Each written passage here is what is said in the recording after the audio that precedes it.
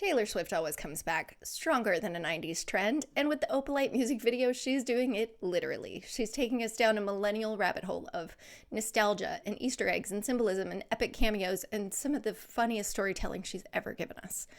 If you thought the Fate of Ophelia music video was intricate and full of Easter eggs, just you wait, because today on the Swiftly Sung Stories podcast, we are journeying back to the neon world of the 90s with a deep dive into the Opalite music video.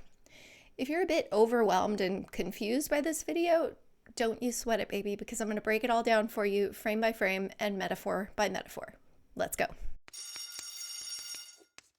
First, let's set the scene. What was Taylor's inspiration for the video, and where did all of these ideas come from? Taylor said on her Instagram, "My favorite part about writing is the first spark of an idea. It can happen at any time for any reason. The idea for the Opalite music video crash landed into my imagination when I was doing promo for The Life of a Showgirl. I was a guest on one of my favorite shows, The Graham Norton Show. For those of you who aren't familiar, it's a UK late night show where Graham Norton, the insanely charismatic and lovable host, invites a random group of actors, entertainers, musicians, etc. to be on his show, and we all sit there and chat like it's a dinner party. They even serve wine. Anyway, I remember thinking I got ridiculously lucky paired with the group that I was with. Cillian Murphy, Domhnall Gleason, Greta Lee, Jodie Smith, and Lewis Capaldi. All people whose work I've admired from afar. When we were talking during the broadcast, Domhnall made a lighthearted joke about wanting to be in one of my music videos. He's Irish. He was joking. Except that in that moment during the interview, I was instantly struck with an idea. So a week later, he received an email script I'd written for the Opalite video, where he was playing the starring role. I had this thought that it would be wild if all of our fellow guests on Graham Norton that night, including Graham himself, could be a part of it too. Like a school group project, but for adults that isn't mandatory. To my delight, everyone from the show made an effort to travel back in time to the 90s with us and help with this video. You might even recognize some friendly faces from the Eras tour. I got to work with one of my favorite people in the world, Rodrigo Prieto, again. I had more fun than I had ever imagined, made new friends, metaphors, and fashion choices. It was an absolute thrill to create this story and these characters. Shot on film, the Opalite video is out now on Spotify and Apple. So we see when and how the idea happened between the guests on the show and then the first spark of an idea. But what about the whole aesthetic? Why travel back to the 90s? Just because it's fun and nostalgic for people of my generation, at least? Yeah, I'm sure that was part of it. But if you watch the full episode of Graham Norton, I think we get several more clues for the setting, which may have inspired Taylor. The first reference to the 90s is when Graham is focused on Cillian, who's there to promote his film Steve, which he produced and also stars in. It's about a headmaster in a reform school in the 1990s, and it's adapted from a book. And Graham is asking about his artistic choices when they were adapting the book. And he asks, why did you choose to keep it set in the 90s? And Cillian responds, well, the music was so good back then. And Taylor kind of nods like, oh, yeah, it was. But then Cillian says, and also we could tell a story where we didn't have to deal with smartphones and the internet and all that. And this also makes perfect sense to Taylor. She agrees. She's nodding and she's like, yeah. So I think this is the first light bulb of a 90s setting going off in her brain. And keep in mind that this is even before Domhnall makes the joke about being in the video. This is before the idea for the video itself is born. Then as they're talking about the music in the film Steve, they transition to talking about Cillian's history as a musician. And he was in a band that actually got a record deal in the 90s. And they show this photo of him and his band as teenagers. And it is a very 90s teenage angst photo. Then the next mention of the 90s, before Domhnall makes the joke again, is where Graham is focused on Greta Lee. So he was just talking to Cillian about being in a band, and then Graham says, Greta, you were in a band. And Greta immediately kind of cringes, and she's like, oh God, what are you about to ask me? Graham shows us a photo, and this photo, I think, is key to the 90s aesthetic of the Opalite video. It's Greta at 11 years old, and she is singing in a shopping mall at Christmas time. She is in this classic 90s outfit, and the mall behind her is just pure nostalgia. If you were a kid during this period of time, because we were like the mall before the internet, it was the place to be. When this photo pops up, Taylor is hyped. She says, yes! Like, yes, whale, but without the whale. And then they're talking about how Greta doesn't do music anymore. She's an actor. And Graham says, what happened to that dream? And Greta jokes sarcastically. She's like, what do you mean? I'm here to announce my album. Taylor doesn't know that she's got some competition. And then Taylor says something really important. She says, It's the past life of a showgirl. The past life of a showgirl. That is her idea for the setting of this music video. It's in her past, in the 90s. And I think she's been inspired by all of this talk of the 90s and seeing these photos. And I think especially Greta's photo in the mall, because major parts of this video are set in a mall.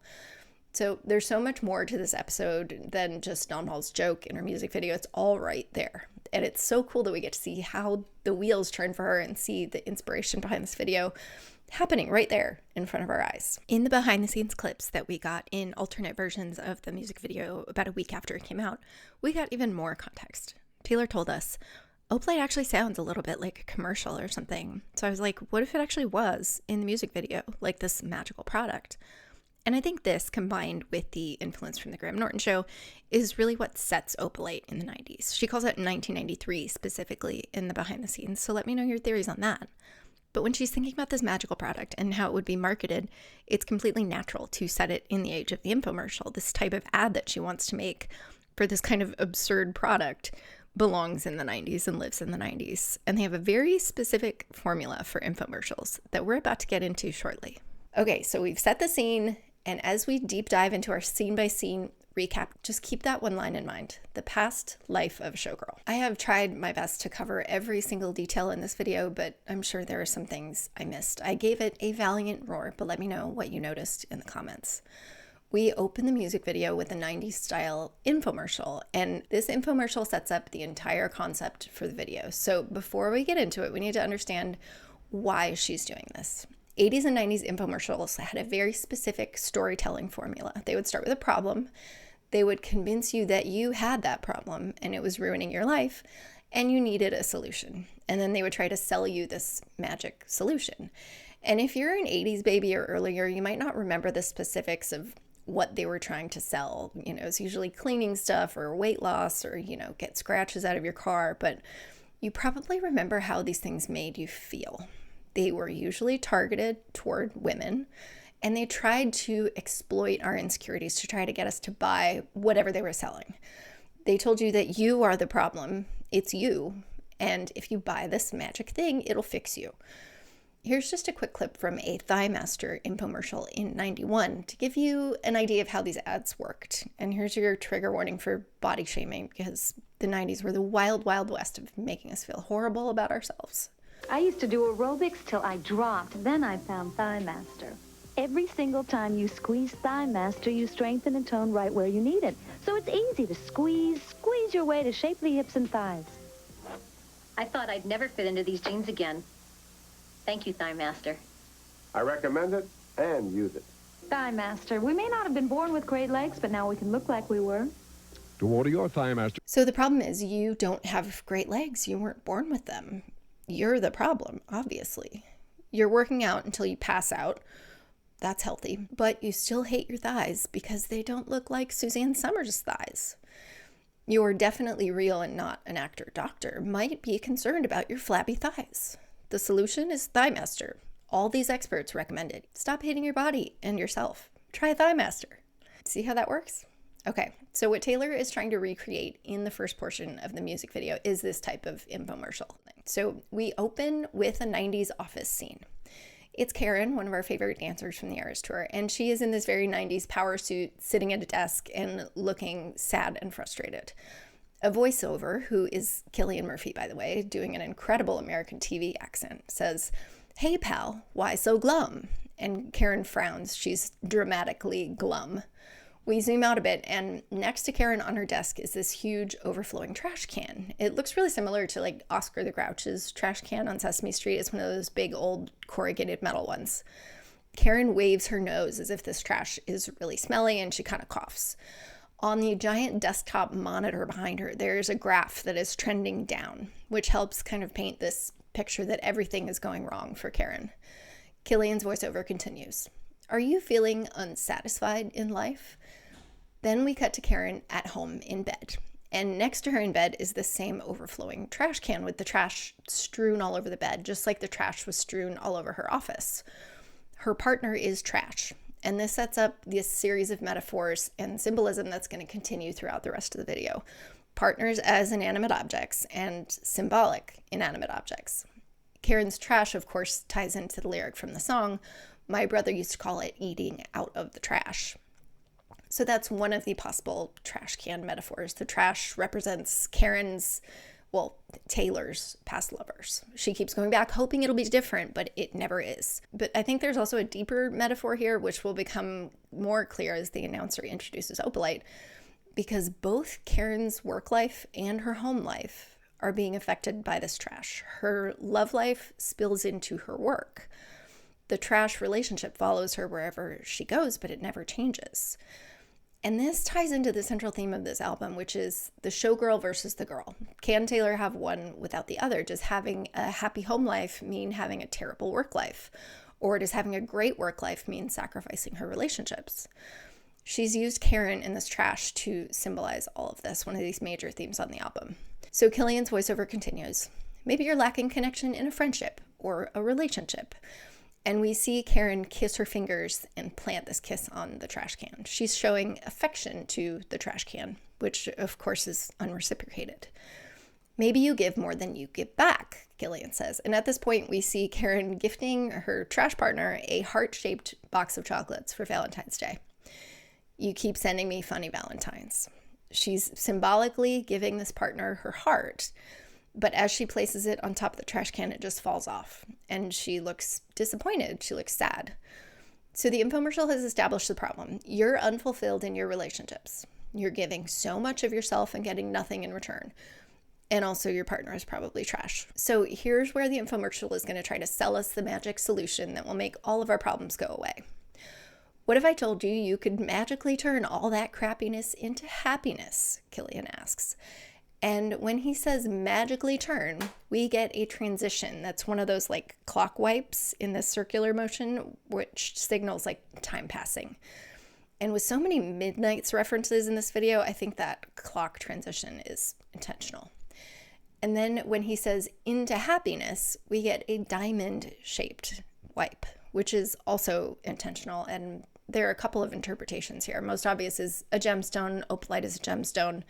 There's also Diamond's Gotta Shine from Bejeweled, a song that's also about turning crappiness into happiness. And we're going to see a ton more diamond shapes in this video. So Killian continues, no more need to fret, no more frustration. And by the way, the word frustration was the only point at which I could tell it was not an American doing this voiceover, because of how Killian's Irish accent is so much more like melodic than ours. So instead of frustration, like an American would say, Killian kind of compresses the sounds with frustration. I only point this out because I was like, there is no way that that is Cillian Murphy, but indeed it is. Now we see the trash can in front of a blue studio backdrop. And you know those 80s like marbled photo shoot backdrops that were behind every glamour shot and every one of our school photos? It's one of those. But this blue backdrop is important, so keep that in mind. Introducing Opalite, the voiceover says, the revolutionary fix for your problems. And a spray bottle of Opalite comes in and knocks the trash can out of the way, or kicks it to the curb, which is his own little metaphor. This spray bottle is orange with aqua blue accents, which are the primary colors of this album. And the tagline on the bottle is magical results. And below that it says, don't sweat it, which references a similar lyric from the song. Now we cut back to Karen at her desk with her overflowing trash can. Just one spray, and Opalite magically transform your problems into your paradise. Karen sprays the trash can once, and then the scene transforms from her problems, stuck with all of this trash dirtying up every aspect of her life, into her paradise. And this scene is incredibly important, so let's go through it. The backdrop is purple and pink, which alludes to the lyric from Invisible String, time, wondrous time, gave me the blues, and then purple pink skies. So the previous backdrop in the product was blue, and now we have purple pink skies. So she's visually demonstrating this change from sorrow into happiness. Karen is now in an aqua blue teal sparkly gown, the accent color of the album, and the color of Opalite, the product. So she sat on a heart-shaped throne, and she has a crown or maybe a tiara on her head, which alludes to the line, ditch the clowns, get the crown, from The Alchemy. Beside her is Jan, down on one knee like he's proposing, holding up a bouquet of flowers. And Jan is dressed with this like ruffled blouse and leather pants. It's very Fabio. It's hilarious. There's piles of gold stacked all over, like gold coins, which reminded me of wish list in this kind of symbolism. But the most important piece of symbolism isn't that he's on bended knee, referencing a proposal, or that she's wearing a crown. It's that she's up on a pedestal. She's literally on a pedestal, and her partner, who used to be just trash that impeded her life, is now looking up at her with admiration and awe. So her previous partner just littered her life with all of these problems that spilled into her work life, into her career, her home. But now everything has changed. Her partner is gazing up at her and putting her on a pedestal. And the heart-shaped throne means that he saved her heart. He's won her heart. He saved her from the previous trashy life, from the fate of Ophelia. Or, as Taylor has told us, trash takes itself out every time. And it has done here with a little help from Opalite. The voiceover continues, and Karen is just basking in the happiness of this new life. And the voiceover says, using our state-of-the-art chemical potion, it works on friendships, couples, pets, and co-workers. So this isn't just a con man sells a fool a get-love-quick scheme, as she told us in LOML. Opalite isn't just for love, it's for anything and everything in your life that needs improvement. Any relationship you're unhappy in, it'll help you take the trash out in every aspect of your life. And we're going to learn a whole lot more about the symbolism of Opalite as the video continues. But remember that Taylor told us about her inspiration for the central metaphor of this song, that Opalite is a man-made gemstone. So it's all about creating your own happiness. The infomercial would lead us to believe that there's this magic potion for love and contentment, which is really the opposite of the message of the lyrics. The song says you have to create your own happiness and stop getting in your own way, but the infomercial tells us that no, you don't have to do that. You just need this magic potion. So just keep in mind, as the video goes on, is this magic spray really the solution? Or is she saying something much more complex? And how does this video change the central metaphor of a man-made gemstone? In the second scene, we transition out of the infomercial by cutting to a television. And we can see that this Opalite infomercial is airing on this TV. The TV is sat on a wooden sideboard, to the left of which is a vase of flowers and what looks like a crystal ball, which of course, could tell your future, like the paper fortune teller that she's about to fold. Or it could just be a visual representation of an opalite stone, though it's more clear like glass or crystal, but it also reminded me of a paperweight, as she uses in the prophecy. I'm so afraid I sealed my fate. No sign of soulmates. I'm just a paperweight in shades of grayish, spending my last coin so someone will tell me it'll be okay. That whole portion of the prophecy is really narrating this scene in the video. There's no sign of soulmates. She's spending her money in the blind hope that something will change her life for the better. The last line of the infomercial, right before she switches it off, is call 1-800, encouraging the viewer to buy Opalite. To the right of the TV are 6 VHS tapes on top of a VCR. I can't make out all of these, but one definitely says self-help tape. Another one says tips for making friends. And another says, don't forget to watch.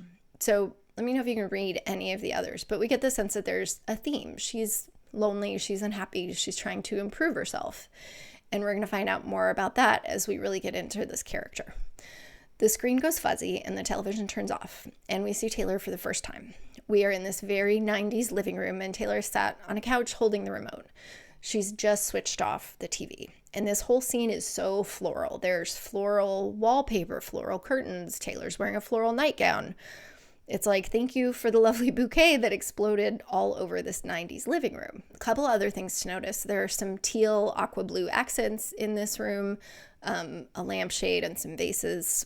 That curtain over the window is the same shape and style of a theater curtain and the orange curtain that we saw in the Fate of Ophelia video with this kind of draped style. And we're going to see more of this type of curtain again. In the fireplace, there's no wood or gas insert or anything. There's stacks of books, and we can't see the titles. The spines are facing away from us. But this reminded me of a line from Evermore, writing letters addressed to the fire. Or from Sprinkler Splashes to Fireplace Ashes from You're on Your Own, Kid, because she's definitely on her own here. And she is kind of writing letters addressed to the fire because She's about to play with a rock. It can't respond, so it's just as effective as writing letters just to burn them. At Taylor's feet is an open pink box that we're going to see more of in a minute. So Taylor's in this floral nightgown with a giant scrunchie in her brown hair. Side note, how can she pull off every single hair color, every single look, every texture? I'm so jealous. So she switches off the TV, and she's kind of thinking about this commercial. She looks down next to her on the sofa, and we can see it's a rock, like a giant pet rock, which was a thing in the 90s for some reason. They weren't this big. They were usually pretty small, like pocket size, but pet rocks were a thing we willingly paid money for. I don't know why. Power of marketing. Something else she probably bought from an infomercial. And it's at this point that the music starts. We get a close-up of the box, and it looks like an oversized Barbie box with those like clear panels that let you see inside. And the box says, "My best friend." That is the brand name of this pet rock. And it also says, "Collect them all," and "Friendship rocks." The nerdiest rock pun to ever rock pun. Then there's all the varieties of this rock pictured on the front that you can collect, which is hilarious because they're all just rocks. They all look the same. But the brand name "My Best Friend" reminds me of the line from Wishlist. "Please God, send me a best friend who I think is hot." He sent her a rock. The wish list or the prophecy hasn't yet been fulfilled, but it will be as we go along.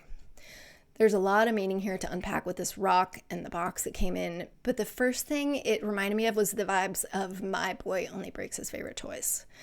And the extended metaphor in that song is herself as a Barbie doll and her lover as this kid who like plays rough with his toys and then gets bored of them and discards them. And in that song, she says, "Just say when, I'd play again. He was my best friend down at the Sandlot. I felt more when we played pretend than with all of the Kens, 'cause he took me out of my box, stole my tortured heart, left all these broken parts." Here she's taken the best friend out of the box, and she's going to try to play pretend with it in a minute, but the rock, of course, is going to give her nothing. It's a rock. But she's flipped this metaphor to give it new meaning. She's bought herself a best friend, taken it out of the box, and she's going to play with it. And that's what she was saying her previous relationships felt like. As she describes in "My Boy Only Breaks His Favorite Toys," she felt used, like she was just a plaything and a toy. We'll get into more of this metaphor as Taylor interacts with this rock, because this rock is really important to the whole storyline. A few people have pointed out that the pet rock was first marketed in 1975. So think of that what you will, but I think the rock generally goes much deeper than Maddie Healy or Joe Alwyn or any one particular person. I think what she's saying is bigger. So the lyrics kick off while we're still zoomed in on this box. "I had a bad habit of missing lovers past." And when the lyrics start, we cut to Taylor on a swing at a park. And it's one of those swings for two, where there are two seats facing each other. And she's a grown-up, but she's full of this like childish delight. She still plays with toys. She still goes to the park. And does that remind you of any particular lyric? "I thought I'd never find that beautiful, beautiful life that shimmers that innocent light back, like when we were young." She's searching for this best friend, this partner that she can be herself around and maintain that childlike wonder. And she's tried to create that for herself with the pet rock. She wants it so badly that she imagines she can get blood from a stone, as the saying goes. And she's also conjuring this childhood magic in the background of this scene, where there's a mom and these two rowdy boys playing behind her in the park. They're kicking a soccer ball. Soccer ball in the UK, where she filmed this, is called a football. Could this symbolize Donna Kelsey with Jason and Travis? Maybe. But the important thing is that she is a grown-up in a park playing with a pet rock like a child. She's trying to find that innocent fun that we all experienced in our youth and trying to bring it into her adult life. And I think this is part of why she set this video in the 90s, because it does give us that nostalgia and that fun. It also reminded me of at the park, where we used to sit on children's swings wearing imaginary rings from Fresh Out the Slammer. It's the same vibe here, imagining this perfect love, this perfect relationship that could turn into marriage, but it's all in her imagination. So sat opposite her on the swing is the rock, and as she swings, it falls off, hits her feet, and hits the ground. This isn't off to a great start. Things have been a bit rocky, if you will. During this last bit, the lyrics are "missing lovers past," and that's the line when the rock falls. It falls under the swing, so the swing can't move forward. It's like halted its momentum. It's impeding her progress. And then she rushes to pick it up. to rescue it. So it's the same message as eating out of the trash or going after something that's always going to give you nothing in return. It's only going to keep hurting you, but you keep pursuing it because you think you can turn it into something it's not. You're pretending, just like you're pretending that a rock can be your best friend. In the next shot, we're back in her 90s living room, and she's in a different outfit. She's in this primary colored striped t-shirt, which almost reminds me of like a kindergarten palette, which I think is this youthful vibe that she's trying to conjure. She's wearing a Sagittarius necklace, which is her star sign. I don't know if we're supposed to pay attention to the colors and the order of the colors on the shirt, but from bottom to top, it's purple, Speak Now, gold/yellow, Fearless, red, and then teal at the top at her shoulders, which could represent debut, like debut Taylor's version is next since it's at the top. I don't know. Then we're going to get some more possible debut Easter eggs as the video goes on. There's a lot of them. But like most Easter eggs, it won't make sense until it makes sense. Here she's doing another really youthful activity. She's folding one of those paper fortune tellers like we used to do in elementary school. And she's writing on it with what I think are glitter gel pens. And according to Taylor's own definition of her writing genres, Opalite is definitely a glitter gel pen song. So there's a meta reference for you. So she's telling the rock's fortune. And of course, it's a rock. It doesn't care. She gets nothing in return. The fortune teller on the outside flaps say onyx, opalite, sapphire, and moonstone, which is another nod to Midnight. Sapphire tears on my face, sadness became my whole sky. Some guy said my oar's moonstone just because he was high. But I think the scene is really meant to point out her sort of obsession with fate and synchronicity and astrology and numerology and puzzles. I think she's trying to get the rock to interact with her in this way and to join in on this special interest of hers, but he can't. Like, the rock is one of the dudes who give nothing, but she is going to meet someone who will be a big happy Easter egg nerd with her as the video goes on. In the next scene, we're in Taylor's 90s bedroom where she's sitting on her bed and the rock is next to her. She's wearing this embroidered denim overall set, a baby tee, a choker necklace, and she has clips in her hair. It's the Delia's catalog come to life, and what I would give to go back to the days of the Delia's catalog. On the bed next to her is a CD player, and there's an open CD case, and we can see it's George Michael's Faith album, which is the album that the song Father Figure is on. And we're going to see a few more George Michael Easter eggs, which makes me think that we might be getting a Father Figure video. But in which case I would die. Like, don't talk to me for 3 to 5 business days if we get a Father Figure music video. So she's stringing these giant friendship bracelet beads onto a string. She's making a bracelet for her rock. The beads she's using are purple and pink, which could allude to that lyric from Invisible String, Gave Me the Blues and the Purple Pink Skies, especially since she's stringing beads in this moment. And we're about to get more Invisible String references. So she puts the bracelet on the rock and it reads, Friends Forever. In this close-up, we can see her nails are this kind of glittery teal, which could reference the accent color of this album, or it could be another Easter egg for debut Taylor's version, which is also usually represented as this kind of teal green color. The shades kind of vary for all of these sometimes, but she's really running out of colors. Like, she's gonna have to turn to patterns at some point.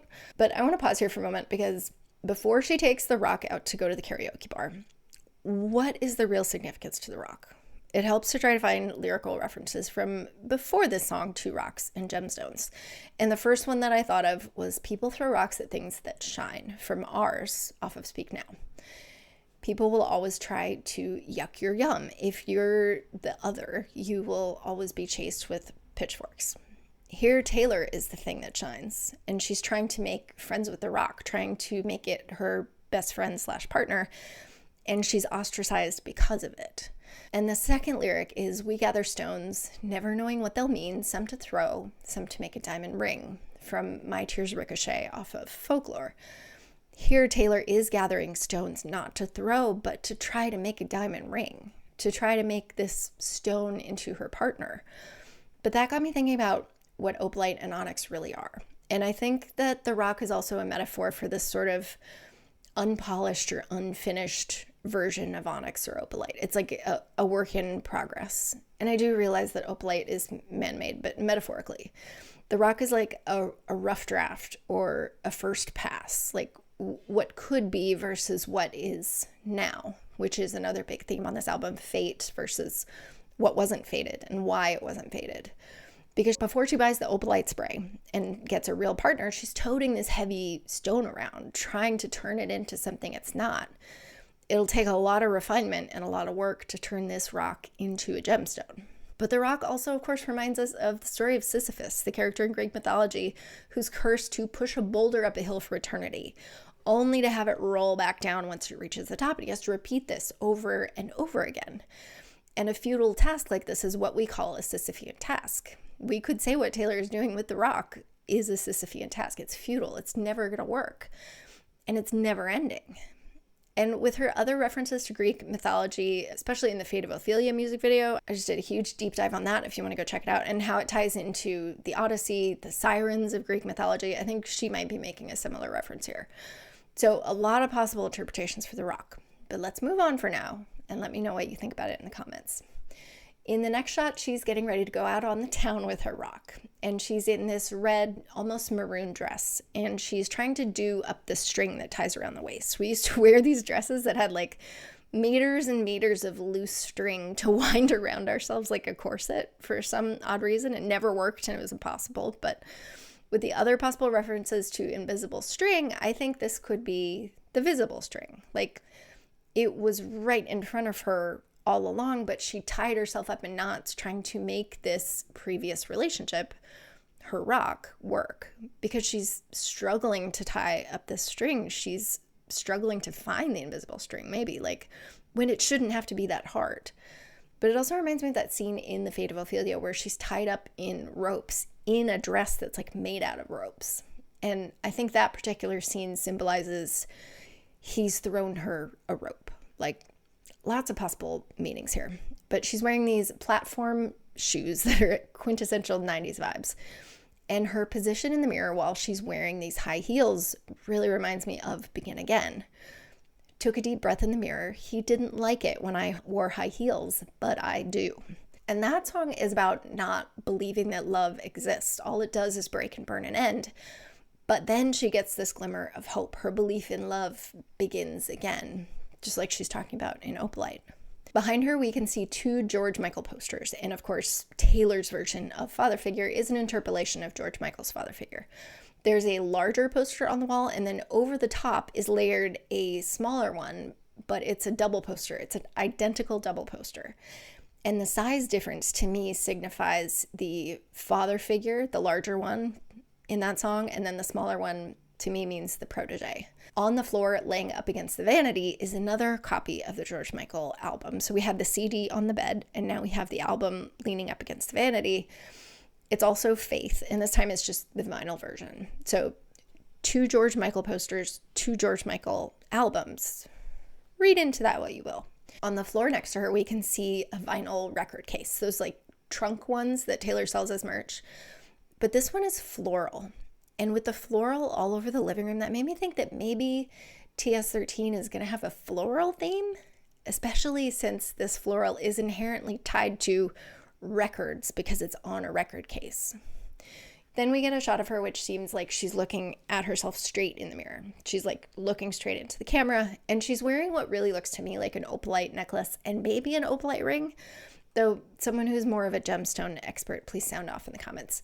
And she has butterfly clips in her hair. In the 90s, we wore these clips all the time, but butterflies are also associated with her debut album. And in this shot, we can really see the color of her nail polish. It's definitely giving more like teal blue, which is giving debut, just like the butterflies.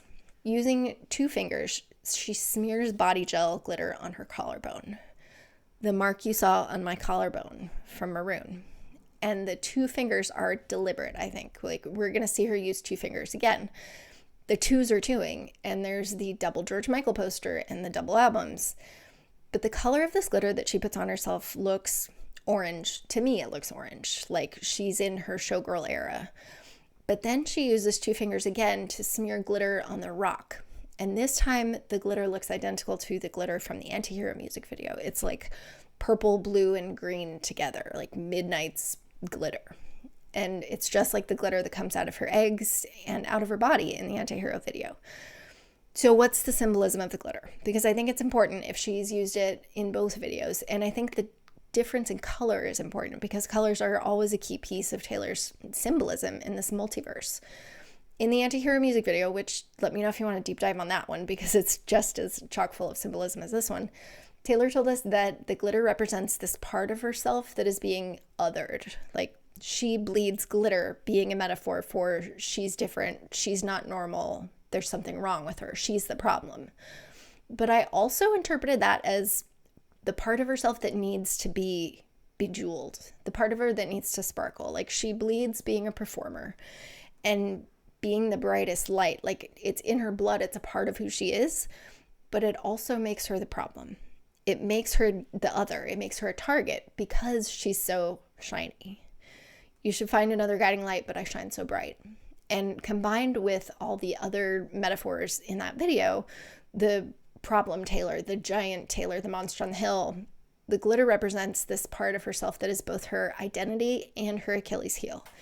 Here, I think it's the same thing, but I think the two different colors of glitter could represent how she's like come to terms with who she is in her private life and her public life and how those two intersect, because she's found someone whom she can be both the showgirl and the girl with. Previous Taylor, the Midnight's glitter, was just trying to get blood from a stone, but present Taylor knows her worth and her value, and she's embracing herself fully, both the showgirl part of herself and just the girl part of herself, because really that's what Opalite is all about. Like, stop trying to force happiness with someone who just doesn't get you. You can let yourself be happy if you stop trying to make something unnatural work. Getting out of your own way, get out of your sleepless midnights or onyx nights and learn to be happy.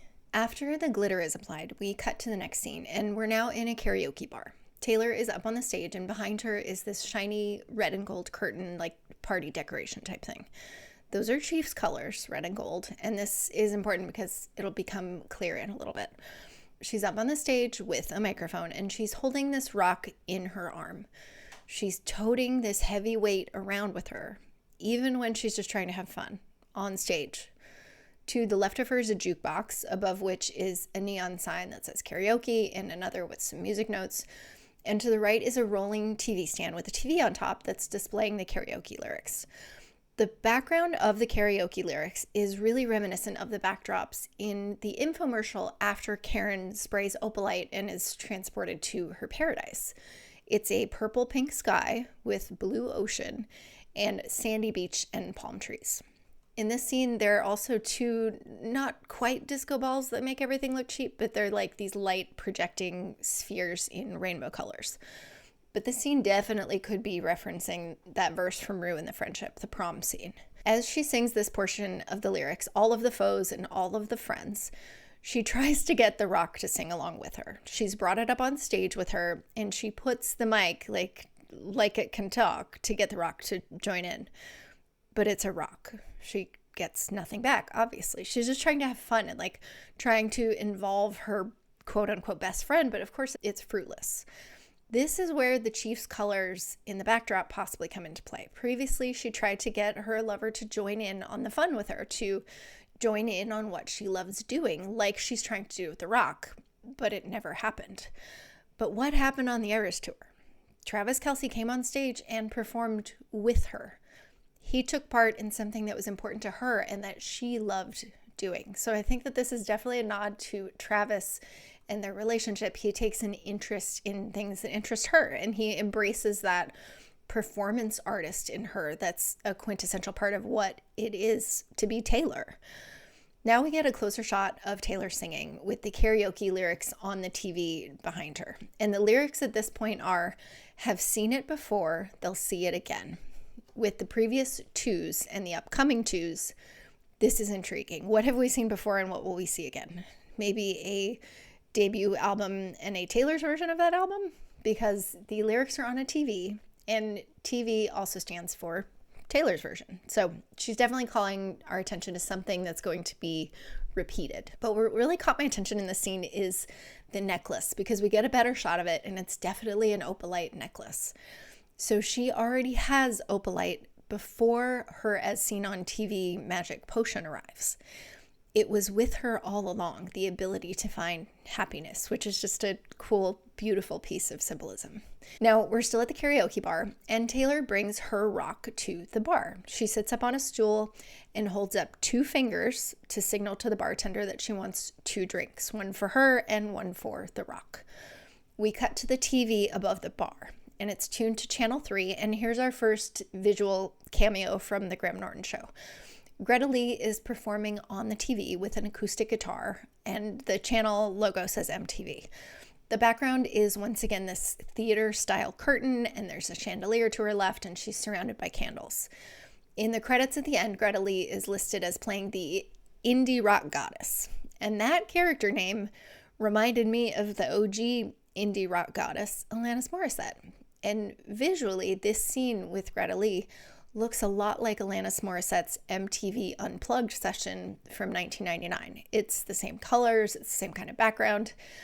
And an interesting tidbit, both Alanis Morissette and Taylor Swift are being inducted into the Songwriters Hall of Fame this year. So is she shouting out Alanis? Possibly. But the scene with Greta is also nearly identical to the Opalite Life is a Song acoustic single cover, with Taylor posed just like this, like same guitar, same curtain, same candles. And the lyrics that Greta sings are, "Life is a song, it ends when it ends. I was wrong, but my mama told me." And at this point, we cut to a shot of Taylor at the bar from the other angle. We're behind her. And we can see that Eras Tour dancer Raphael is our bartender, which is a great cameo, but not as epic as when Raphael emerged from a pre-Raphaelite painting in the Fayetteville Ophelia music video. This scene, by the way, was shot at the Mildmay Club in East London, which is a members club in Stoke Newington, has been since 1888. They do bingo and jazz and all sorts of fun stuff. The pool scene with Lonely Man and his cactus was also filmed here in the pool hall basement portion of the club. So as Raphael hands her 2 red cocktails, a person comes and tries to take the seat next to her that's reserved for her pet rock. It's Natalie from the Eras Tour, and Taylor says, we see this in the caption, "Actually, this seat is taken." And she gestures to her glittery rock, which now the entire rock is covered in glitter. And there could be some symbolism here, but let's just keep going. So Natalie kind of scoffs at her, like, "This girl is crazy," and goes away. "At every table, I'll save you a seat," is what she's saying into this rock/lover. That breaks my heart a little bit. Then the camera flips again and we get the bartender's perspective. Taylor holds up the 2 cocktails and she says, "Cheers." She tries to give the rock a drink and just spills all down the rock and all over the bar. Then we get a shot of Raphael and he says, "Ma'am, please leave." And that is the end of this karaoke scene. In the next scene, we are inside a very 90s workout video, and Jodie Turner-Smith is our aerobics dream girl, as she's credited at the end. She's on a diamond-shaped teal pedestal in the middle, flanked by 4 other aerobics dancers, and these are also dancers from the Eras Tour. This scene is so nostalgic, and it reminds me of that episode from Saved by the Bell. Do you remember when they made the music video Go For It? And these Reebok step things were just everywhere in that decade. So Jodie is wearing this pastel sky-colored leotard that looks very lover-coated. And then there's 2 dancers in pink and 2 dancers in blue. But it's the background that I noticed the most because it's pink, just like in the infomercial.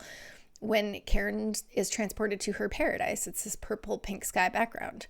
And the background on the karaoke lyrics is also a purple pink sky. And here the background is pink again. So the color contrast is doing a lot of work in these scenes in the storytelling because the colors are kind of muted in the scenes with Taylor and her rock. The bar is kind of dark. Her living room is kind of this bleak beige. Her bedroom is also kind of washed out.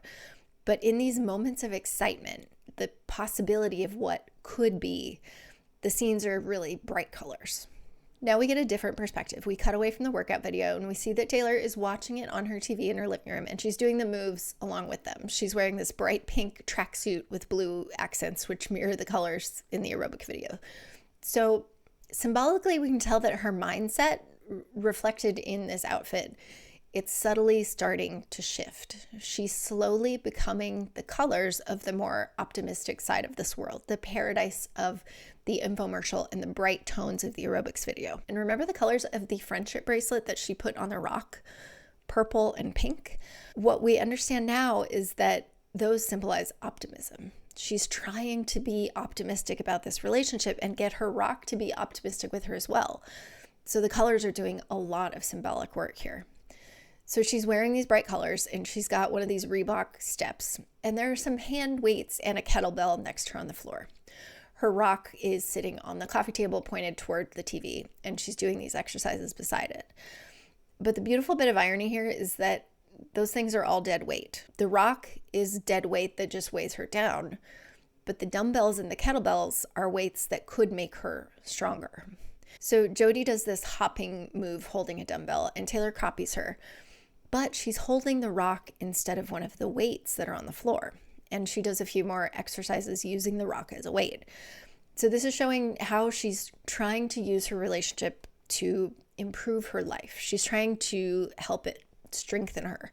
But there are so many other options that are much more fit for purpose. It's also another attempt at connection, like to involve this person that the rock represents in her daily life.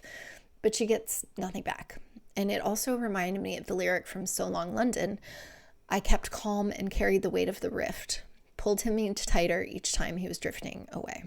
She is literally carrying her partner here, the weight of her partner. Another lyric it reminded me of was from Tolerated. Gain the weight of you, then lose it. Because she does tote around the weight of this heavy rock until she loses it. But this could also be a metaphor, if you want to look on the more optimistic side, of how her past relationships have made her stronger. Through the trials that she went through, the rock being used as a weight that both weighed her down, but in lifting and carrying that weight, she eventually gained strength. Jody says, we see in the caption, she says, "You can do it," trying to encourage her to keep going.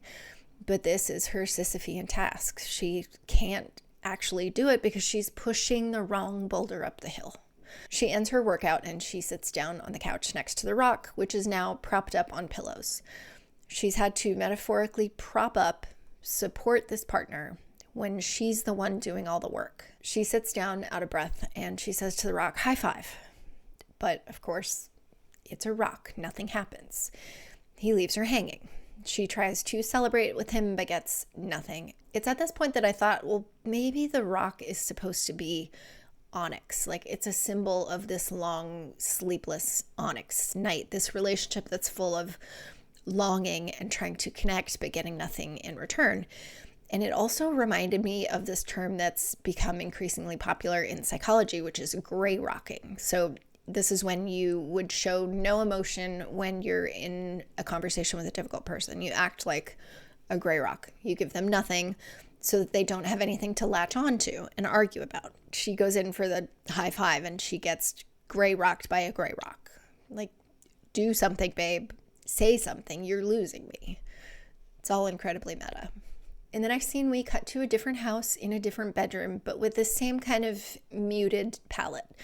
We see Domnhall Gleason laying on his bed next to a cactus.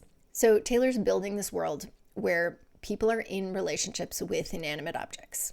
Lonely woman has a rock, lonely man has a cactus. Let's quickly go through the bedroom and then we'll dive into the symbolism of the cactus. So it's in these same kind of muted shades, except for the wall behind him, which is this kind of sea mint green. And then he also has an orange lampshade, both colors of the life of a showgirl.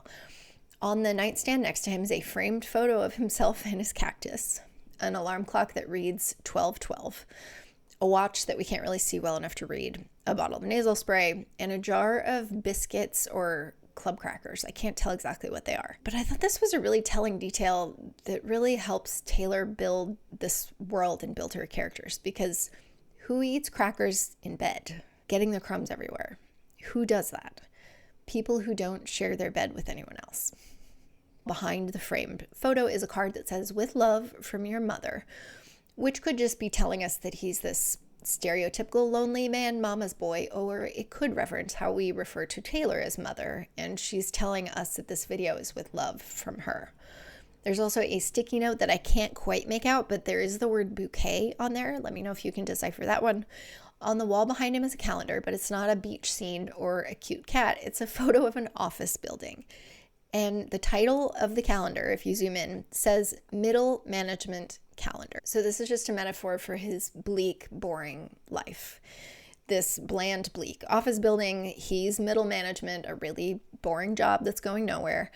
And this calendar also fits in with Domhnall's show, The Paper, that he went on Graham Norton to promote, which is about a boring office, just like the American Office, from which the show is a spinoff. No matter what particular building this is, whether it's from one of the shows or not, how depressing and boring is it to have a calendar that shows your office building? And I think this just ties into Taylor's world building around Lonely Man. His life is so bleak that even his calendar is boring, and he can eat crackers in bed because no one is there to mind, not even the cactus. So Lonely Man is getting ready for bed, and he's taking out his contact lenses. This part of the lyrics is, you couldn't understand it, why you felt alone. He has on a sleep mask, and he tries to put a tiny sleep mask on the cactus. The cactus is like tucked up in bed next to him, and he puts this tiny sleep mask on the cactus, and he says, "Good night, darling," and it pricks him on the finger. He starts bandaging up that finger, tending to the wound that his lover has inflicted. And this reminded me of a line from the prophecy, "Poison blood from the wound of the pricked hand." Then as the lyrics go on, you were in it for real, but she was in her phone, and you were just a pose. We cut to this image of him with the cactus. It's the framed photo on his bedside table. He's in it for real, but the cactus is just in it for the image. So what does the cactus represent? A relationship that you try to keep making work, but all it does is hurt you. But you keep going back time and time again, hoping that it'll be different, but it never changes. It never gets better. But what else is a cactus? Prickly, sharp, and it thrives in really dry, arid environments with very little attention. It doesn't need anyone, and it won't let anyone get near. It actively repels people who try to get close. But as the video goes on, we're also going to realize that the cactus is death by 1,000 cuts, because it's going to keep cutting him over and over again until he decides that he can't subject himself to this pain anymore. I've seen a few people point out that the cactus could represent Joe Alwyn, especially because Taylor and Joe posted separate Instagram photos. This was back in the Reputation era.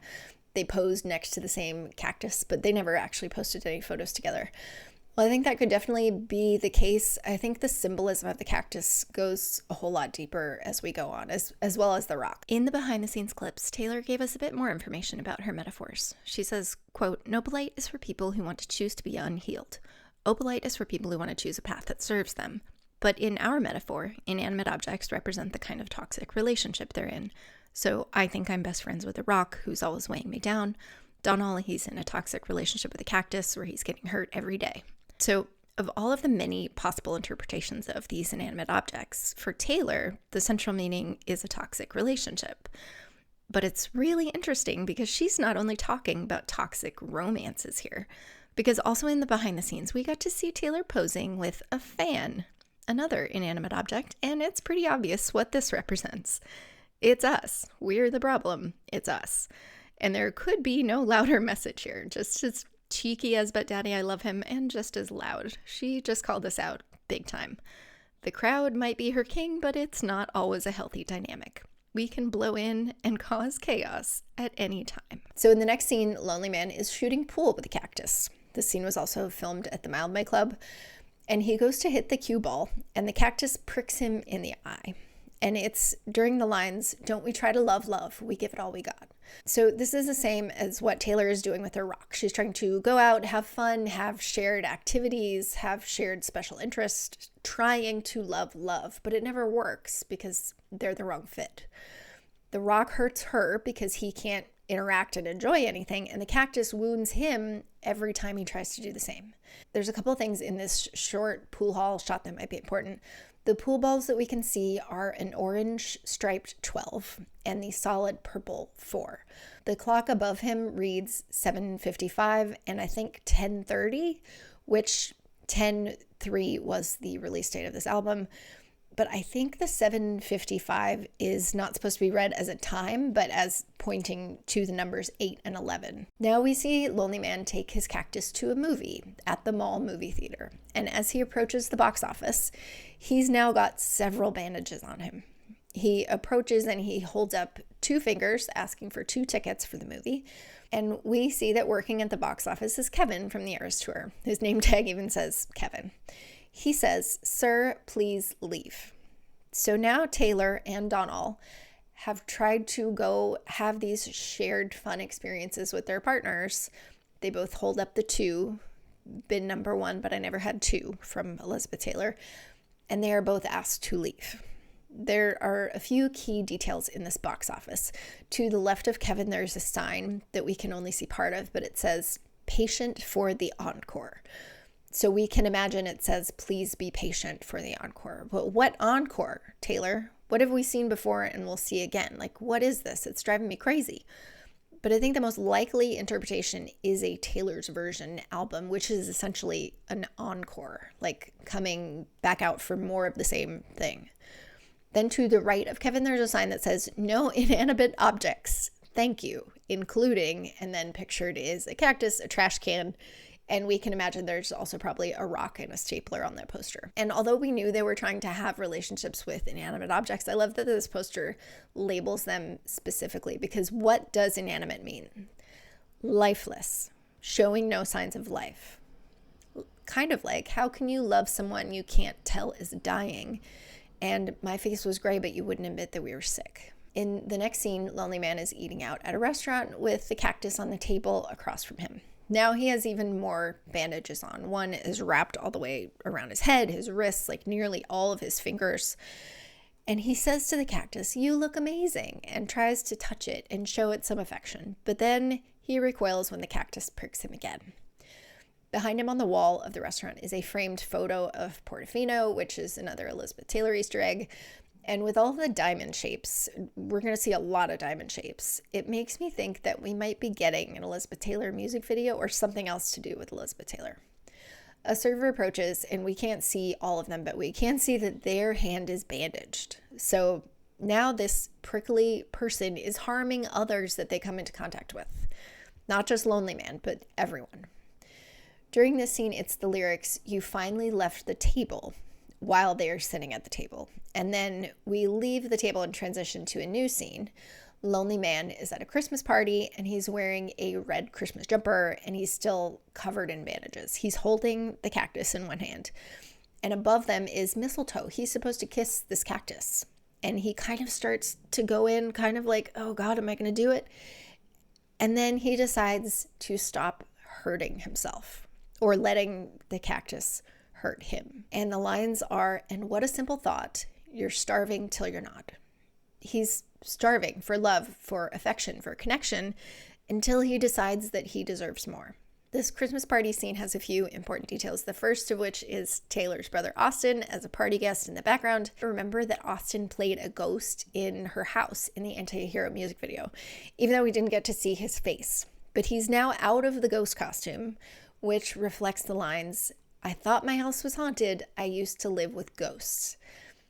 Austin is no longer a ghost. She doesn't live with ghosts anymore. These haunting past relationships, the ghosts, aren't around anymore.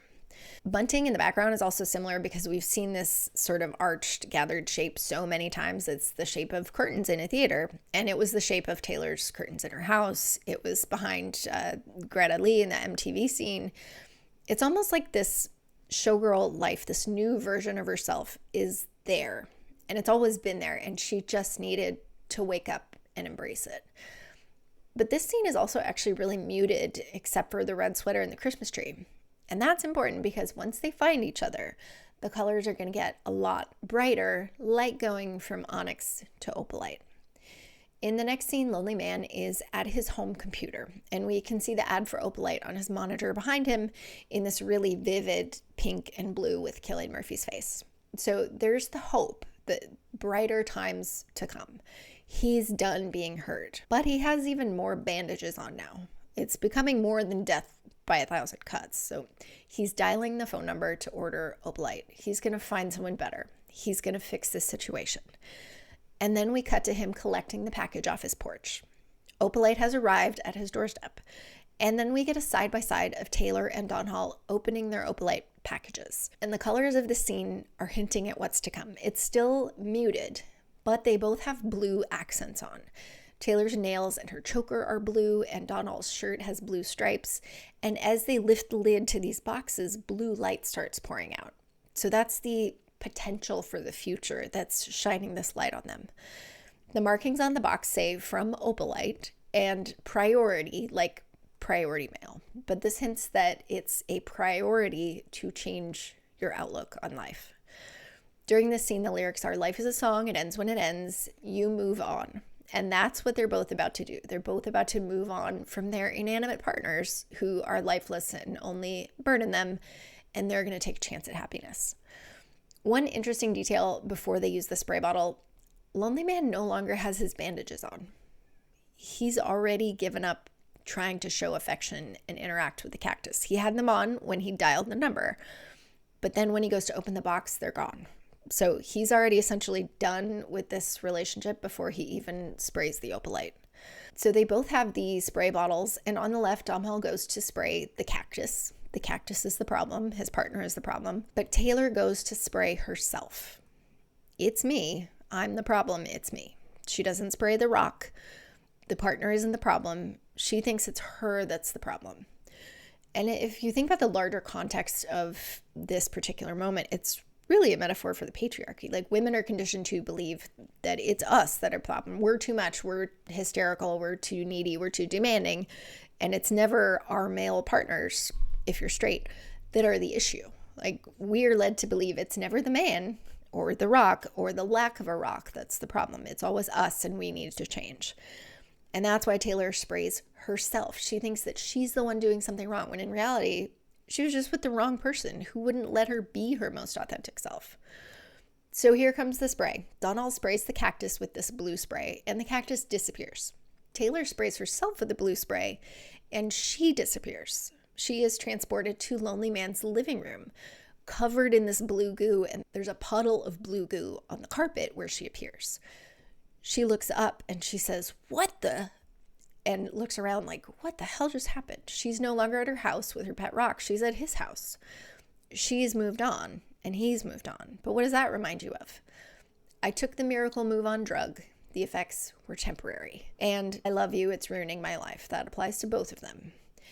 Lonely Man keeps getting hurt by the cactus, and Lonely Woman is stuck with this gray, lifeless partner. It's ruining both their lives, but they take the miracle move on drug. Will the effects be temporary? Stay tuned. She makes eye contact with him, and it kind of clicks for her that after she sprayed the Opalite, she didn't disappear. She didn't turn into an inanimate object. She was just transported to a different partner. It wasn't her that was the problem.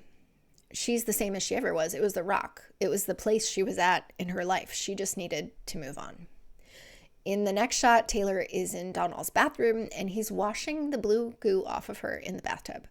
And here's where I think Taylor is tying into the Fate of Ophelia music video, because in that video, she was drowning or nearly drowning in the bathtub alone.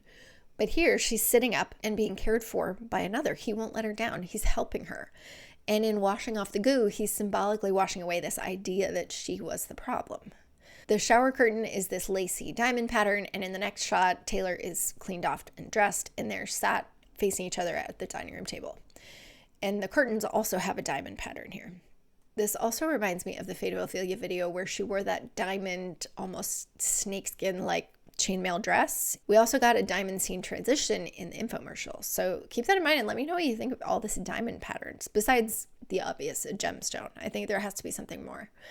In the dining room scene, just like in the bathroom, the colors are also muted, but that's going to change pretty soon. They're sitting across from one another at this dining room table, and they both have their hands clasped in front of them on the table. They haven't opened up to one another yet.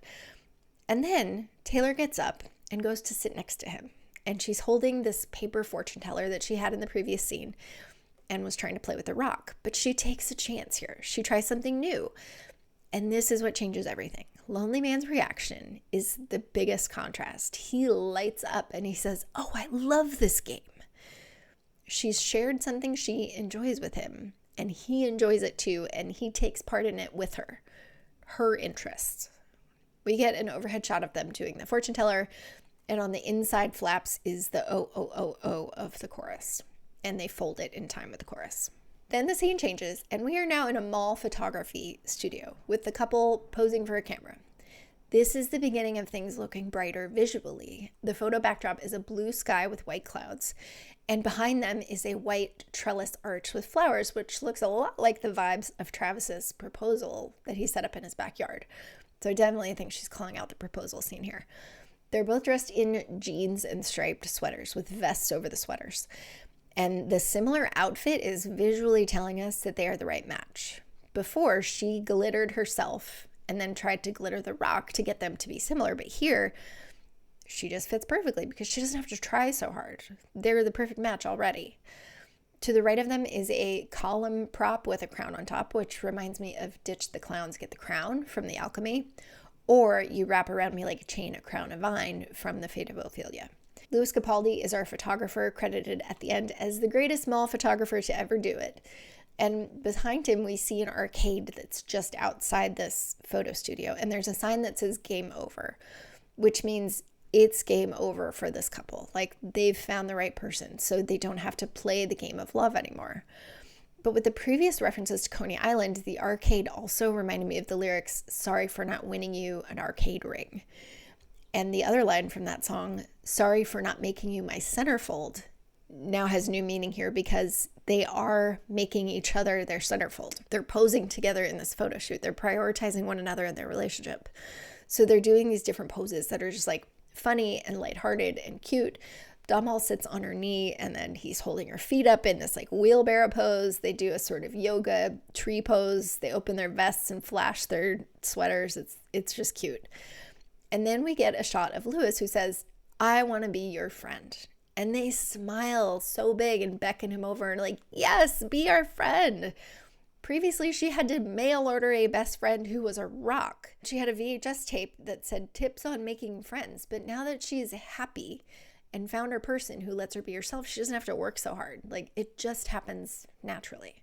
Now, Louis is posing in some photos with them, and one of these is really interesting. Domnhall and Taylor frame him with their arms in a sort of diamond shape, and Louis tosses some glitter in the middle of this diamond shape. So more diamonds and more glitter. In the next shot, we get an overhead view of this mall where the photo studio is, and here's where visually the video really changes in tone. It's bright, whereas the previous scenes were just kind of drab and monochrome. So their emotional states have gone from onyx to opalite because they're now choosing happiness. There's so much detail to the mall, so let's take a look. In the middle are No Longer Lonely Man and No Longer Lonely Woman going down the escalator, this time in different outfits from what they were in the photo shoot. We were like the mall before the internet was the place to be. So top to bottom in the mall, the shops are Sweeter Than a Peach, Dear Protege, and Infamy Loves Co., Infamy Loves Company. On the bottom level, there's a Nope-a-Lite ad featuring Graham Norton and another ad that we can't see too well, but it says it's electric. And then there's a little merry-go-round carousel ride thing for kids, which also references a Coney Island lyric, "The fast times, the bright lights, the merry-go." So there's the movie theater box office that we saw before, and now we can see that the movie showing there is View of Portofino. So another Elizabeth Taylor song reference. As they're coming down the escalator, we get a close-up shot of their hands slowly drawing towards each other until they're holding hands. Taylor is wearing a maroon fanny pack, which I think is a metaphor for like the baggage that we carry with us into new relationships, and maroon being all her regrets and ruminations as she talks about in that song. We cut to another shot of them coming down the escalator, and now they're both holding identical pretzels. No more twisting themselves in knots to make a relationship work. Taylor is wearing a yellow sweatshirt with cat on it and a dark orange polo shirt underneath. Domnhall is wearing a very 90s dad sweater with diamond shapes on it, more diamonds. And this scene is so cute because we see the looks on their faces and it's just pure joy and excitement that they have found one another and have one another. Now we cut to a shop inside the mall, and it's a Nope-a-Lite store. The whole store is blue, accented with these yellow bottles of Nope-a-Lite that have pink nozzles. The bottle says, "Nope-a-Lite, reverse Opalite, extremely toxic." There's a sign that says #2 bestseller, which is hilarious. And the color of the shop, I think, is important because it's symbolizing what could happen if you go back to the way things were before. Back to those blues, or like she says in Honey, redefined all of those blues. Graham Norton is there as the Nope-a-Lite spokesperson / salesperson, wearing a blue suit, and he is spraying people with samples. Wiley and Sam from the Eras Tour approach, and Graham asks, "Free sample?" Sam says, "Sure." And Graham sprays Sam with Nope-a-Lite on the wrist like it's a perfume sample. Sam immediately disappears and turns into a stapler. And then Wiley picks up the stapler. Graham nods and is like, "Yeah, you're welcome. There you go." And just kind of walks off. I took the miracle move-on drug. The effects were temporary. The effects of Opalite are temporary if you take the antidote Nope-a-Lite. If you refuse to stay optimistic, if you don't work on yourself and try to identify the problem, you'll go back to the way you were before. Just a funny Graham Norton story I wanted to include. He said in a recent podcast that he took home one of the props, a bottle of Nope-a-Lite from the photo shoot. He said he got a new house cleaner, and the cleaner put the empty bottle of Nope-a-Lite, because there was nothing in it to begin with, in the trash, but he found it and rescued it. Can you imagine having a Taylor Swift music video prop and it being thrown away? Whew, close call. So Taylor and Domnhall are walking past this shop with their pretzels, and they spot Cactus World. Jesslyn from the Eras Tour is the shopkeeper there. But on the display, they spot Domhnall's cactus, and it's blurred out like it's giving them the middle finger. Then they spot next to it Taylor's glittery rock. And this time, it's wearing a friendship bracelet that says, "F you forever." This refers to a line from Mad Woman. "What do you sing on your drive home? Do you see my face in the neighbor's lawn? Does she smile or does she mouth, 'F you forever'?" And this is such a funny and appropriate lyrical reference because before Opalite, when Taylor was with The Rock, she thought she was the problem. She thought she was the Mad Woman. And also The Rock gave her nothing when they were together. No communication, no effort, nothing. But now that she's moved on is when The Rock communicates with her. And all he says is "F you." But it's the only communication she ever gets from The Rock. But now we have to talk about the cactus, because Domnhall sprayed the cactus and it disappeared, right? But here's where we find out the big plot twist. The cactus didn't turn into Taylor. Just like we saw Sam turn into the stapler, the cactus just went away, back to where it came from. So Domnhall didn't conjure Taylor, he just got rid of the problem in his life, which was the cactus. So when Taylor sprayed herself, thinking that she was the problem, she didn't disappear, she just changed location. She was just with the wrong person. Her problem wasn't her, it was where she was. And her paradise would be over here with this other person. So I just thought that was a really interesting bit of the storyline that adds more layers to this narrative. So when they see their quote-unquote exes, metaphorical exes, the cactus and the rock, one is flipping them off, the other one is saying "F you," and they are spooked. They back up really, really fast, and they're spooked because their inanimate objects have become animate. All the time they were pretending these things could interact with them, but they never could, but now they do. Taylor drops her pretzel, and they're backing away, but behind them is the Nope-a-Lite shop. That's the direction they're going. And this is also the first time we've seen exit sign, which we also saw a lot of in the Fade of Ophelia music video. There's one above the Nope-a-Lite shop, meaning that you can exit your Opalite happiness at any time, so you have to tread carefully. And above them on the second level, we can see more shops now, one of which is called Softer Than a Kitten, and another sign with a key logo that says Keys to This City, both of which refer to the title track.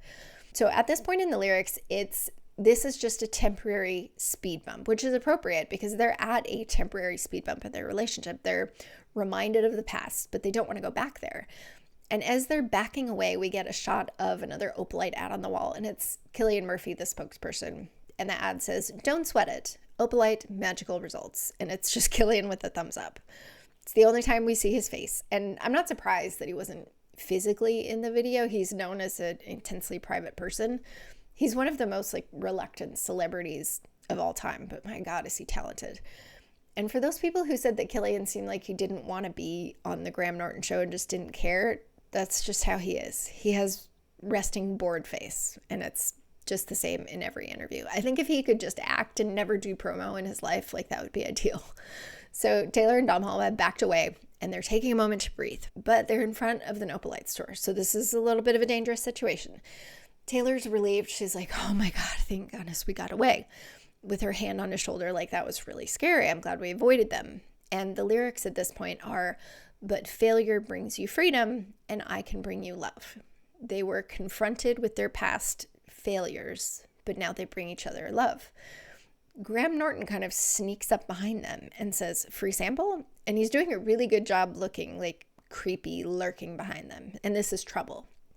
We see Domhnall's face as he's taking in what's happening, and he comes to this sort of slow-mo realization that that's not Opalite in that bottle, that's Nope-a-Lite. Taylor puts out her wrist to get the free sample, and Domhnall is terrified. In slow-mo, he tosses his pretzel behind him, and he takes this dramatic leap toward Graham to knock the bottle out of his hand. He's protected her. He's guarded her from anything that could harm her or harm their relationship. We see the bottle fly into the air before Graham can spray anything on Taylor, and that serves as our transition into the final scene. The lyrics now are "Don't you sweat it," and we are now in a new scene, and it's the two of them on stage. And this scene is incredibly important symbolically. Number one, they are both on stage together. Before, Taylor was doing karaoke alone, trying to get her unresponsive rock to join in. The showgirl finally gets to share the stage to do what she loves with a real partner who supports her and joins in, just like Travis performed with her on the Eras stage. They're both in matching aqua blue glitter tracksuits with orange stripes, the color of this album, and across their faces are these teal glitter masks, like done with makeup. Now they're both wearing the glitter. And not two different colors like she did with the rock. They're two peas in a pod. They're wearing the identical glitter. And they're reclaiming the glitter because she's no longer afraid to shine. I can still make the whole place shimmer. And she shares her shine with him. They can shine together. The lights don't blind him. Like in Elizabeth Taylor, under bright lights, they withered away, but you bloom. He blooms in the spotlight, just like she does. Behind them is a very similar shiny like foil streamer curtain, just like the one that was in the karaoke scene. But this time it's not just red and gold, it's also silver and blue, which I think is symbolic for the two of them like merging their lives and their interests. There's now 4 colors, not just 2. Or they have more color in their lives now that they're together. You painted all my nights a color I've searched for since. So this dance that they do together is incredibly funny and awkward, and it is meant to be that way. It reminds me of the Monica and Ross dance in Friends, or the Napoleon Dynamite dance, or most appropriately, Taylor's dance in the Delicate music video. And it reminds us of those because those are also purposefully awkward, and they're used for character building. They're used to show us who these characters really are. They're dancing like no one is watching, or being their truest selves together. And they're really just like letting go of all of their inhibitions and having fun together. In the Delicate music video, she had to become invisible in order to be her true, goofiest, cringiest self. But here, she doesn't have to be invisible. She can be perfectly visible and be herself because she's with a partner who sees her for who she truly is. So on the stage, there's this foil curtain background, and then there's 2 giant silver stars hanging from the ceiling and a piano on stage that looks like the same kind of piano that she used on the Eras tour. Across the front lip of the stage is purple bunting that's the same shape as all of the curtains that we've seen, this, theatrical showgirl type curtain. Let me know what you think about this detail, especially with the stars at the top, and we're going to see more stars in the shots of the judges. In the Fate of Ophelia music video, there were 12 orange stars hanging from the ceiling. The symbolism is really interesting here. Then they do some of these really funny moves, and Domnhall jumps off the stage, leaving her up there for a moment on her own, on her pedestal, to let her have her moment and shine. But he then beckons her down, like, come with me, come be with me.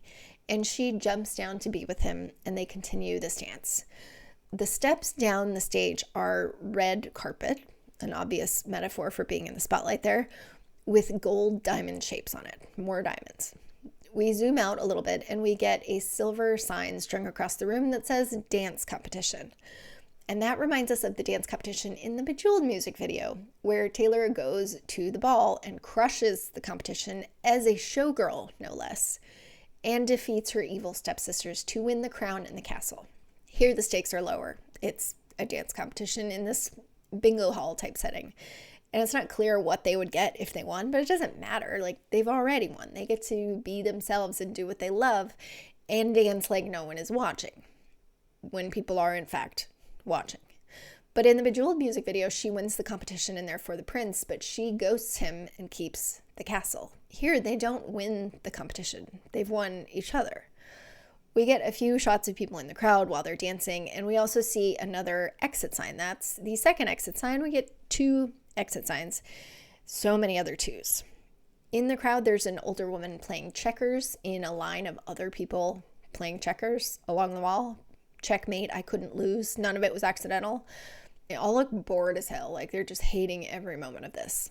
And I think this is symbolic for her haters. Like, she can't do anything right. People will always be bored. They'll always say she's cringe or glare at her and talk down to her. And they will, of course, say that this video is cringe and that she's terrible. As the dance ends, we pan to the judges and they get 0s across the board. It's 3 people who all give 0s. And then we get our Cam EO, and Cam also gives a 0 and kind of sighs like, oh my God, that was terrible.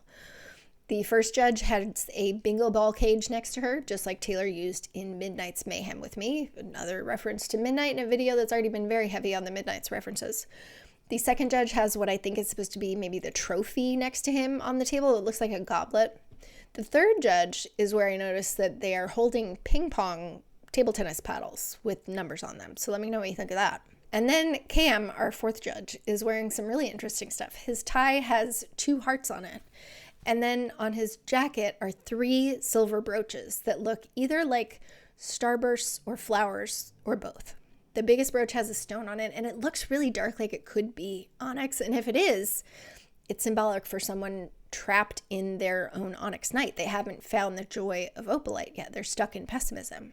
Just a quick note about this moment. Cam posted on his Instagram, "The 3 other incredible judges in this scene with me had my heart. I couldn't help but think of my grandma the entire time. So gentle, so kind, so giving.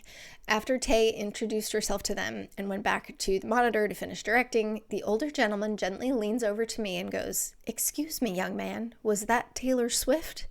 with so much joy in his face. I responded, 'Yes, that's her.' And he goes, 'Oh my!' A really sweet moment that Cam gets to share with us on that. After they all get 0s from the judges, they're not disappointed. They are elated. They hug each other and they're laughing like they just had the best time in the world. But in this shot, something caught my eye. There is a wheelchair in the background. Makes sense because there's a lot of seniors around, but why would they leave that in the shot? And what I think this could be is referencing her past Onyx Nights of the Tortured Poets Department. And in the Fortnite video, she was in Asylum, a place where you might have a wheelchair. But it also reminded me of a song from way, way back, Mary's Song. And that has the really prophetic lyrics, "I'll be 87, you'll be 89. I'll still look at you like the stars that shine in the sky. Oh my, my, my." 87 is, of course, Travis Kelce's jersey number. 89 is the year Taylor was born. She wrote that when she was, 15 or 16, which is crazy. I think the wheelchair, especially combined with the stars in the symbolic sky and the way that they're looking at one another and who Domnhall probably represents, could be definitely referencing Mary's song, saying that she's going to grow old with her partner because she finally found her Opalite skies. So they're hugging and laughing, and Domnhall does this celebratory karate kick. And that's the end of the dance scene. And then we get an epilogue. Our first shot in the epilogue is on the same backdrop as the mall photo shoot. It's the blue sky with clouds. And the Rock and Cactus are sitting on that white column prop. This time, Rock has on a friendship bracelet that says, "Just married," and the caption on the screen says, "Rock and Cactus married in a small intimate ceremony after meeting through Opalite." The friendship bracelet is kind of draped over one of Cactus's arms. And at this point, I realized that they are the perfect match because Cactus can't hurt Rock. Rock is impenetrable. Rock was too boring for Taylor. Cactus was too sharp for Domnhall. But break those 2 couples up and rearrange them, and you have perfect matches. Just like from So Long London, you'll find someone. They found someone. The next caption we get is in the same image of the rock and the cactus, and it says, Stapler is happily single and has been working through its possessive, codependent tendencies in therapy. And I thought this was so funny because what does a stapler do? It attaches things together. It holds things tight and doesn't let go.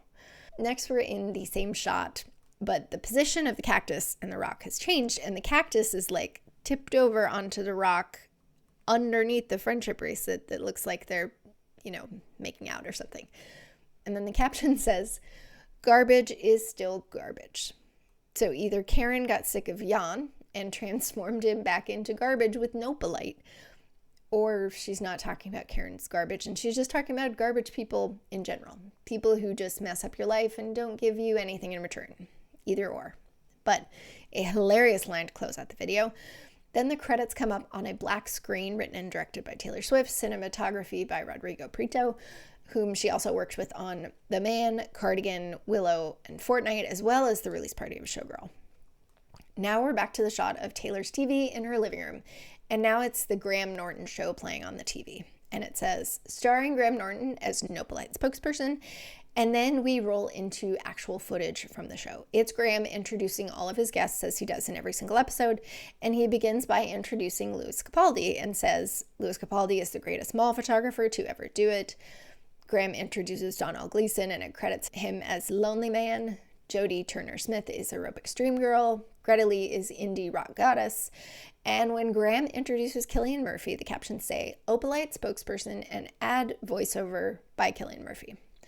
Then Graham says, the biggest pop star on the planet, Taylor Swift. And Taylor walks out and it credits her as Lonely Woman.